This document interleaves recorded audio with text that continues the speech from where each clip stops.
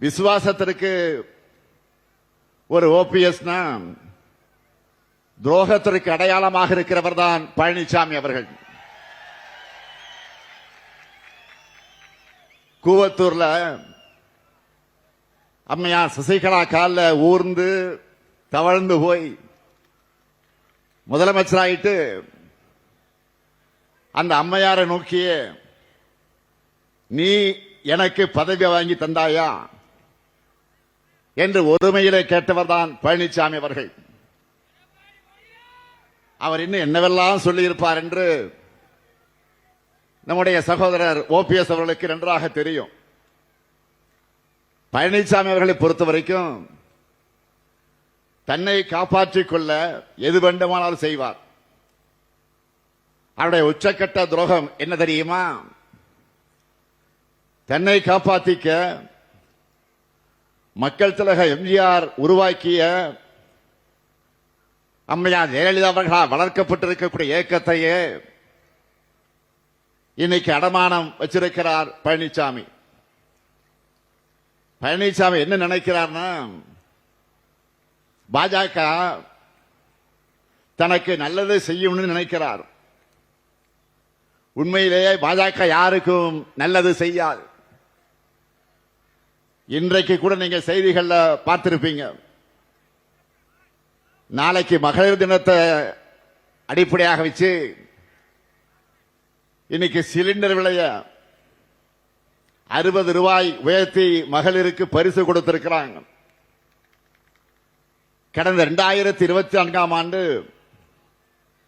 100 ரூபாய் குறைச்சது தேர்தலுக்கான பம்மாத்துன்னு நிரூபிச்சிருக்கிறார் பிரதமர் மோடி அவர்கள். 2024 கோடிக்கணக்கான குடும்பங்களோட நிதி சுமையை குறைக்கிறோம்னு 100 ரூபாய் குறைக்கிறோம்னு சொன்னவர் இன்னைக்கு எதுக்கு சுமையை ஏற்றி இருக்கிறார்? வார்த்தைக்கு வார்த்தை நாரி சக்தின்னு சொன்னவங்களுக்கு இன்னைக்கு அந்த பெண் சக்தி கண்ணுக்கு தெரியலையா? பெண்களுக்கு அதிகாரம் அளிக்கிறதா சொல்லிட்டு வாக்கு திருட்டு மாதிரி அவங்களுடைய பணத்தையும் பறிக்கிறது நியாயமா? 2024 பெண்களுடைய நல்வாழ்வுக்கு காமிச்ச போலி அக்கறை 2026 எங்க போச்சு? பாஜகவை பொறுத்த வரைக்கும் மக்களுக்கு நல்லது செய்ய விட மாட்டாங்க. இதை உணர்ந்ததால தான் எலெக்ஷனை காரணம் காட்டி மகளிர் உரிமை தொகையை முடக்க நினைச்ச சதியை முறியடிச்சு 3 மாதங்களுக்கான உரிமை தொகையை முன்பணமாகவும் 2000 ரூபாயை கோடைக்கால சிறப்பு நிதியாகவும் சேர்த்து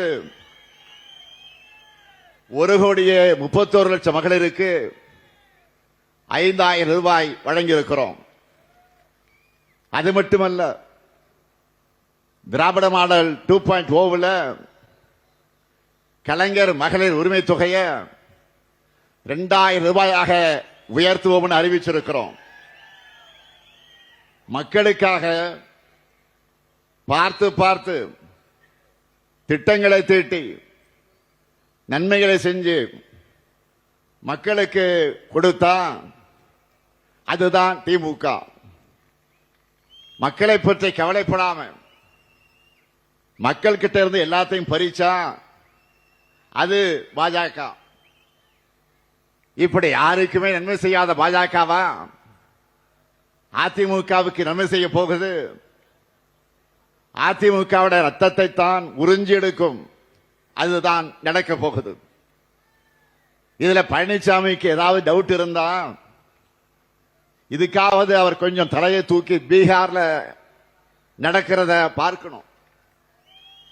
10 முறை முதலமைச்சராக இருந்த மாண்புமிகு நிதிஷ்குமார பாஜக பந்தாடிச்சு.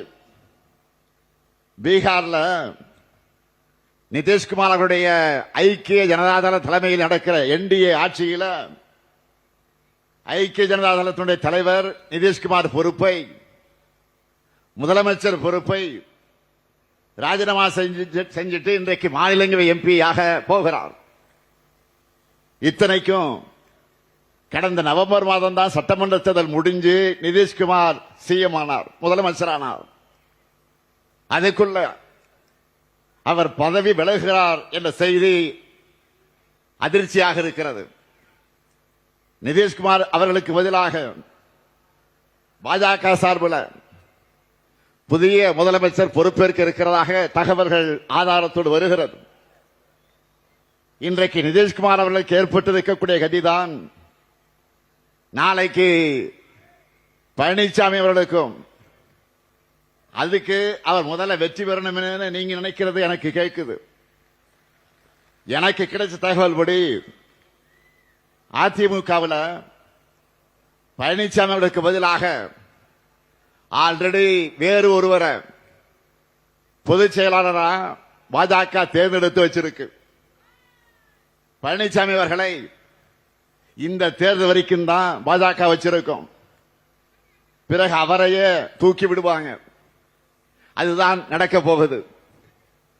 ஒருவேளை பாஜக கூட கூட்டணி வைக்க மறுத்திருந்தா இப்பவே மாற்றி இருப்பாங்க. அந்த அளவுக்கு அதிமுக பாஜகவோட கண்ட்ரோலுக்கு போயிடுச்சு. அதிமுக தொண்டர்களுடைய வாக்குகளை வாங்கி தன்னை வளர்த்துக்க பாஜக போட்டிருக்கக்கூடிய திட்டத்திற்கு துணை போயிருக்கிறார் திருவாளர் பழனிசாமி அவர்கள். என்டிஏ சார்பில் இப்ப நடைபெறக்கூடிய தேர்தலுக்கான கூட்டங்களை பார்க்கிறீங்க. அதை கவனிச்சிருந்தீங்கன்னா நல்லா உங்களுக்கே புரியும். அதிமுக கூட்டணின்னு சொல்ல மாட்டாங்க, என்டிஏ கூட்டணி தான் சொல்லுவாங்க. ஏன் பிரதமர் மோடியே அதிமுக பெயரையே சொல்ல மாட்டார். 2 விரல் காட்டுற படத்தை கூட மாத்திடுவாங்க. இந்த பேட்டர்ன்கள் எல்லாம் கவனிச்சா மகாராஷ்டிராவில் சிவசேனாவுக்கு நடந்த மாதிரி, பீகார்ல நிதிஷ்குமாருக்கு நடக்கிற மாதிரி தான் தமிழ்நாட்டில் பழனிசாமி அவர்களுக்கு நடக்கப் போகுது. இதையெல்லாம் முன்கூட்டியே சரியா கணிச்ச காரணத்தால்தான் மக்கள் தலைவர் எம்ஜிஆர் பாதையில உண்மையான திராவிட இயக்கத்திற்கு திரும்ப வேண்டும் என்று முடிவெடுத்து அதிமுக உண்மை தொண்டர்கள் எல்லாம் தாய் கழகமான திராவிட முன்னேற்ற கழகத்திற்கு வந்திருக்கிறார்கள். நீங்கள் மட்டுமல்ல, இன்னும் ஏராளமானோர் வந்துகிட்டு இருக்கிறாங்க.